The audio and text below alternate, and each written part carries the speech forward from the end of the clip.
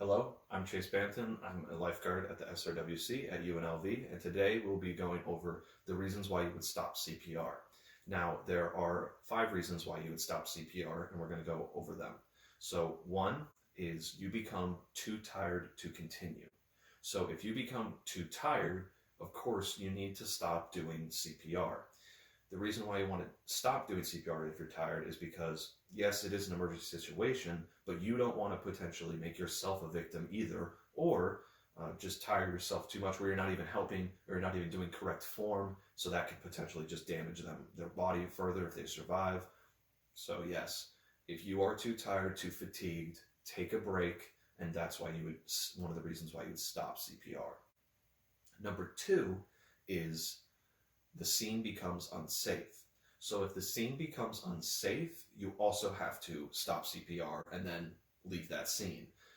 That could happen if, for instance, you're doing CPR on someone and then a fire breaks out and the fire is getting very, very close to you. Unfortunately, the reality is you don't want to make yourself another victim or anything like that. So you need to stop CPR in that instance. That is the way it works. Any other instance, where the scene is not safe anymore, where you're providing care, is a valid reason to stop CPR.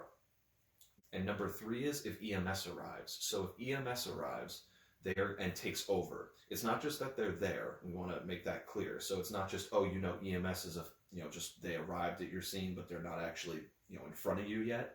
You still keep going until an EMS personnel is there in front of you and they say they're taking over. You don't stop. So go until they directly take over from you in person. Number 4 is an AED arrives. Now, if an AED arrives and is also on scene, then you can stop CPR momentarily to apply that AED if you are by yourself. Now, if there are other rescuers with you, well, then, of course, they can put on the AED pads while you are doing CPR, while another rescuer is doing CPR. But again, another reason to stop with this AED is if the AED is analyzing and or providing a shock, then of course we would be momentarily stop doing CPR. Number 5 is obvious signs of life. And this is kind of a good reason to stop. So if we see obvious signs of life from the victim, well then, we're going to stop doing CPR. So if they start to come to or, show some sign of consciousness, then we are going to stop CPR. The CPR process, but be ready to potentially do it again and still monitor the victim very closely, just in case something happens or they go back unconscious.